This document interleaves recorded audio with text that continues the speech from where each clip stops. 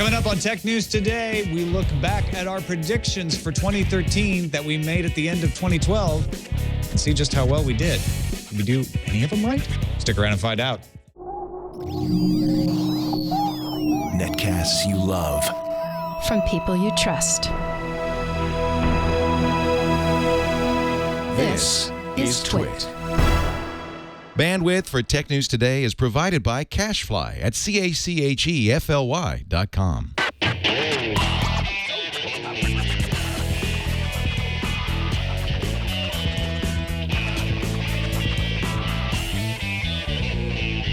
This is Tech News Today for Thursday, December 26th, 2013. Tech News Today is brought to you by us and you. Thanks for watching. Welcome to Tech News Today. I'm Tom Merritt. I'm Sarah Lane. I'm Aya Zactor. And I'm Jason Howell. And this is our predictions results show where we look back at our predictions from the 2013 predictions show. Well, it was in 2012, but we were making our predictions for 2013. We look back on 2013 and check in how we did. You know, I've noticed, I don't know if you guys have noticed this, when we started doing this kind of show at Buzz Out Loud years ago, it was because nobody ever checked in on their predictions. Everybody would make wild predictions, and then nobody would ever look back to see how well they did. And so we're like, well, we'll do that. We'll look at put our feet to the fire. I've noticed a bunch more people starting to do this. So they've ripped you off. Well, that's the thing about, I mean, you can make a wild prediction, right? You know, in the moment, you can say just about anything because at the beginning of any year, it's like, who knows what it's going to be like at the end of the year? 12 months in tech is a really long time. A lot of things change. But you should hold yourself to good predictions. You can say anything. I'm looking at these predictions. It just makes me feel like, like a high school kind of thing. It's like, oh, that was the haircut I went with. This is the thing I went. That's the trend I was into. I thought, I really thought, overalls with one strap was a good idea, but no. I think what I realized in looking back at these a year later, and this is the case year after year, is how stuck in a particular moment predictions are when you make them. Like it's obviously it's very hard to tell the future. So you're going to talk about what's kind of top of mind. But when you look back at it a year later, you're like, oh, that is the thing that we were all talking and thinking about a year ago. And then, decided to make it this big year-long prediction thing when really it fizzled out in February and we haven't heard about it ever since. Yeah, I know. It's funny how many things you see like that. Yeah. Well, let's dig right in. And we'll start with one that Sarah, myself, and I, as all three, had a prediction about. And that was Apple TV. Sarah, you said we will see the Apple TV. The actual TV. The actual television, like the Apple television. I agreed with Sarah saying that it would be a television and a set-top box, but it would be reworked and have a new interface and all that. And I said Time Warner will be involved in the launch. Aya came the closest, though, saying Time Warner would partner with Apple, but you said it would be on set-top box integration. That's what I was hoping for. I was wrong. You got real close, though, because Time Warner's app just launched on Apple TV. I mean, that's integration. That's a partnership. It's not necessarily what you thought it would be, but it's not a miss. No, clearly, that's exactly what I was talking about, so I should get full points for that. And I was thinking, yeah, it's going to launch exactly when it did. No, I didn't see that coming. I'm really glad that... well, the thing is, with UI, Apple's got it down, and set-top boxes have been a mess. And we've seen, throughout the year, where all these other companies have tried to go into the internet television space. We saw Intel trying to figure out OnQ, all this thing about UI, and who knows where that's going to end up, maybe Verizon. I thought Apple made the most sense for a company like Time Warner because Time Warner doesn't seem to care about UI. They just want to make sure you just pay them. And if I'm hoping this just continues in the future where more companies just bother to have apps for the Apple TV. Yeah, I feel like I'm going to sort of hang up my Apple TV hat. It's been my prediction for the last couple of years just because I've been wanting something so much. No, come on. Stay on the horse. Stay on the horse. I don't know, Tom. I mean, yes, I have predictions that are yet to come, so never say never. But in general, this was the year that I decided, Apple has, they've got their product line. It became pretty clear what the next iPhone was going to be. We saw the next generation of iPads. The Apple TV, I no longer think is right around the corner. So yeah, it was a wishful thinking kind of prediction that I did this time last year. I don't think we were all that far off at the time. I think Apple was probably pretty close to being able to do something like this, and I think they were going to do it with Time Warner, which is why we see a Time Warner app on Apple TV now. I just think that the negotiations for content proved to be more difficult than everyone expected. And that's what killed Intel's OnQ project as well. I mean, it's not dead yet, but they have essentially shelved it and they're looking to sell it. The one company we didn't hear from this year is the company that Jason predicted, and his prediction might still come true just after the first of the year. Jason, you predicted a Nexus Google TV. Yeah, Google Nexus TV, which hasn't happened necessarily. I honestly thought that at the beginning of the year, I thought, all right, so Google's kind of proven their dedication to the tablet and obviously to the phone, and they've anointed kind of Nexus devices to both of those categories, and that Google TV was kind of the thing that had yet to be really taken to that next level, and that they would take it a little more seriously. But then what happened this year? We hardly heard anything about Google TV until, of course, the last few weeks when we started hearing about the Nexus TV possibly launching sometime in the early part of next year. So maybe we'll see this. Doesn't necessarily mean that I got it right this time, but hey, it made the news. Yeah, clearly, and it wasn't in the news when I made the prediction. So you planted that story for the end of the year, so you wouldn't be completely wrong. And I applaud your commitment to fraud. It's impressive. If you don't like the news, go out and make some of your own. Yeah, that's right. Sarah, you predicted last year that the Surface RT would get pulled by mid-2013. I think that was a close call, but it didn't end up happening. It didn't end up happening, but a lot of things happened to the Surface. In fact, I was asking Ayaz before the show, remind me what happened, because it's been a volatile year for the Surface. We've got now the Surface and the Surface Pro, Surface 2 and the Surface Pro 2. So in a way, you could say that the Surface RT as a name was indeed pulled and replaced with something better. Going for partial credit. Okay, all right. I like this. I know that's a little bit of a stretch. Yeah, we'll but give it to you. I think I was on the right track. Yeah. This time last year, remember, it was right before the holidays of 2012. Surface RT was kind of rushed out, and we all were sort of like, how is this going to go? And I said, in 6 months, Microsoft is going to be sorry that they launched it the way that they did. The Surface had not launched yet at this point last year, and it all seemed very strange. So I stand by my. I feel like I got the trend right anyway. Yeah, I think you're pretty accurate on that, because the Surface, Microsoft took a huge tax write-down on that.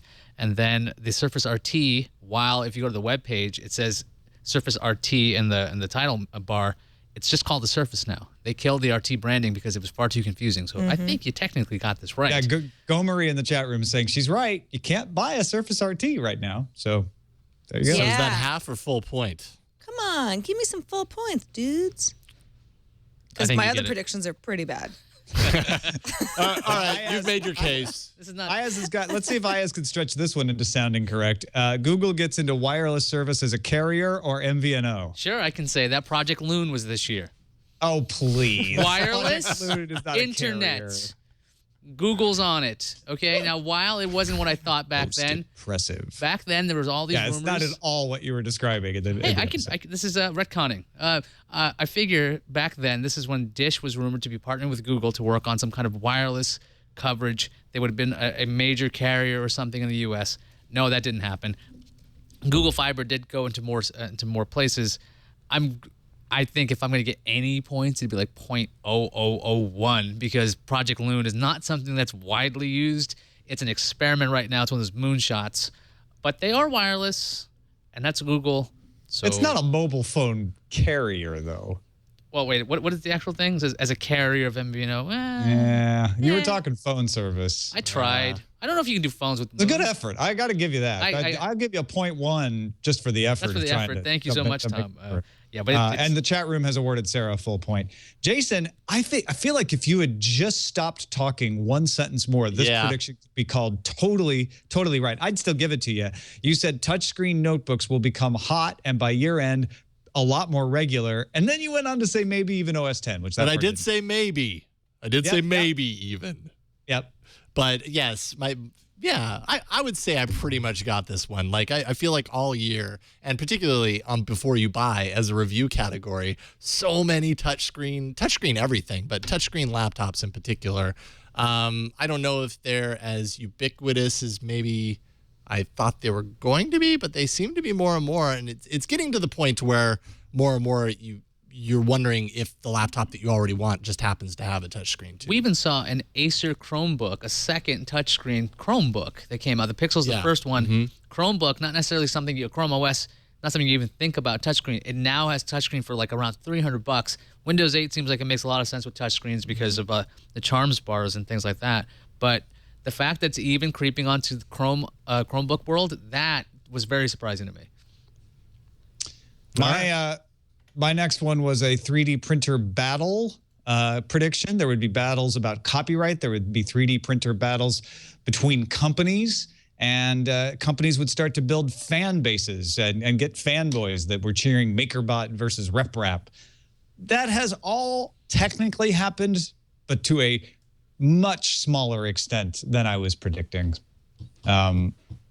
And I thought it was just gonna rise into the mainstream consciousness a lot more than it did. I think you were a year too early, really. Yeah. I don't think anything about that is wrong. It's just we're still kind of like, ooh, anytime anything gets 3D printed, it's like, oh, you could do that too, huh? This concept is still unveiling itself. Was this the year that Staples started having 3D printers and 3D printing services? Believe so. I'm not sure I when think they that was say, last yeah. year, which is last year? what Was it the end prompted of last year? Tom's prediction. Oh, was that it? Ha! Okay. Well, it was part of it anyway. Yeah, because Right, we were right. already we were basically talking about 3D printing almost like we are right now a year ago. It just hasn't. It hasn't. The snowball effect hasn't gotten Yeah. Snowballed. I think engaged yet. it hasn't gone it has rolling not yet, accumulated so- its snow. Right. Yeah. Still has to find a hill to roll down or something. Now let's roll down into your predictions, Sarah. Okay. Which I think you backed into being absolutely right, because you said HBO will offer a standalone service. It will be very expensive, around $40 a month. I remarked that the only way that could happen would be in partnership with a cable company, and Sarah agreed. And what did we get? Comcast selling a basic cable package that only had HBO as a bonus channel for $40 a month. Unbelievable. What Not did you know? exactly What did you know? Kind of a genie. Yeah, I didn't know anything. This was just wishful thinking. Because I know there were so many people out there that wanted to watch HBO programming. And it So- wasn't over the internet. We all were expecting like, oh, it'd be over the internet directly. But it is also over the internet because of HBO Go. Well, it's not so true. de facto is what you described. Yeah, it's not truly standalone. It was just this workaround, which is I think it's full points. You know, Well, 'cause it wasn't a workaround because Comcast offered it as a package. it's not like, but the thing But is, it's also not. I know what you're But saying. the thing is I was saying you can get HBO without all the other bloat for $40. And Comcast is like, you can get HBO plus a little bloat for $40. So it's what I asked for plus bloat. Now, free bloat. Did that pay extra? that sounds like the Thanksgiving motto. What I asked for plus bloat. I know I'm mixing our holidays, but Yeah. You almost got this one entirely wrong, but the Yeah, I saving did. grace is we don't know all the numbers yet. yeah. You said the Xbox 720, and you went ahead and said, yes, I think it's going to be called the 720, will sell better than the PS4. It didn't. The jury's kind of out on that. But you also said the PS4 would be more expensive, not innovative, and there would also be small, cheap, cloud-based Xboxes. for Okay, Man, sale. you just went Totally for it on got this this one. wrong. I went for it. I basically went head first into a pile of manure here. That was completely wrong. The Xbox at this point, I think the PlayStation 4 sold, I think, 2.1 million units in the first couple of days. And then Microsoft waited a couple of days to say they sold 2 million. They were hanging their hat on hours played, meaning they had not sold as well. And Microsoft, The NPD numbers today said that PS4 sold more in the US in November, but the Xbox One, because it came out later, sold more per week. So per time that it was out, it sold better. So take that as you will. And the PS4 totally undercut the price of the Xbox One, not the 720 as I thought it'd be called. The Xbox One being $100 extra, but there were all these stories showing how Sony took out their camera edition just to bring the price down. How that's going to shake out in the long run is we'll see. But I'm totally wrong on this too. PS4 is, I think, arguably has more innovation because they have a lot more sharing functionalities. They have a lot more indie gaming going there. So had it completely wrong, and I'm completely okay with being completely wrong about this because the gaming space is awesome right now. Actually, I gave away the fact that we are in time travel. We are in the midst of the space-time continuum. When I said MPD numbers today, I meant those MPD numbers. You from meant last you month. meant the royal today. Yes, the royal. What? Right. Jason, I can't figure out if you got this one right or not yet. You said ebook sales would surpass physical book sales. At the time, I called it a softball prediction, but then everything when I looked for links, all said like, no, not until like 2017 is that going to happen. Yeah, and I'm not even sure where I was going with that one. I just knew something around ebooks, and I needed to fill out a prediction. And I mean, you noted in here that ebooks did lead in the adult market. Yeah, So they that's did. significant. Yeah, take but it. I'll take. I suppose I'll take that. But no, it appears that this is not the case. So I think I lost on this one. It's okay. This next one is another example of how I think we backed into some pretty good predictions. I said YouTube gets into video, or I'm sorry, Yahoo gets into video, striking a balance between YouTube and Hulu, striking partnerships with producers, and creating a Yahoo TV portal with some originals.